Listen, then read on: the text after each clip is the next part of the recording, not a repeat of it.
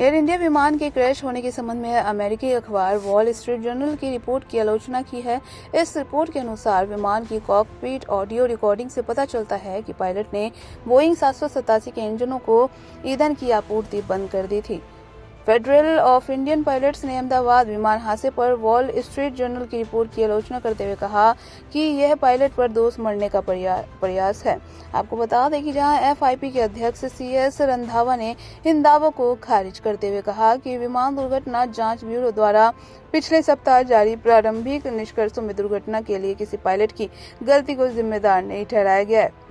भारतीय जांचकर्ताओं ने शनिवार को जारी अपने प्रारंभिक रिपोर्ट से 12 जून को घटित घटनाओं का पल-पल का विवरण किया है।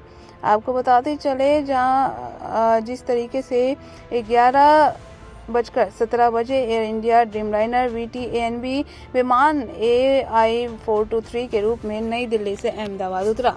वहीं पर बता दें कि 18:38 बजे जहां विमान को हवाई अड्डे पर बे 34 से उड़ान के लिए तैयार देखा गया।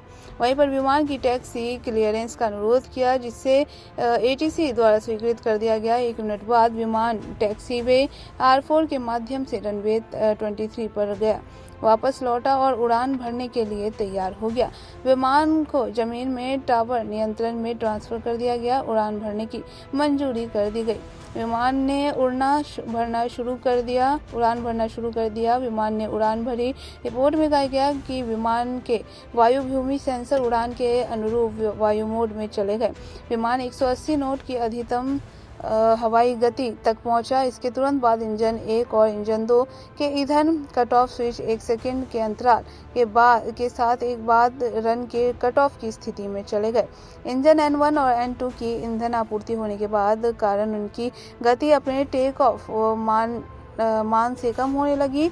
कॉकपिट की वॉइस रिकॉर्डिंग में एक पायलट दूसरे से पूछता सुनाई देता है कि उसने टेक ऑफ क्यों बंद कर दिया। इस पर दूसरे पायलट ने जवाब दिया कि उसने ऐसा नहीं किया। हवाई अड्डे से प्राप्त CCTV फुटेज में दिखाया गया कि उड़ान भरने के तुरंत बाद ही शुरुआती चढ़ाई के दौरान रैम एयर टरबाइन तैनात हो गया। हवाई अड्डे की परिधि की दीवार पार करने के पहले ही विमान की ऊंचाई कम होने लगी।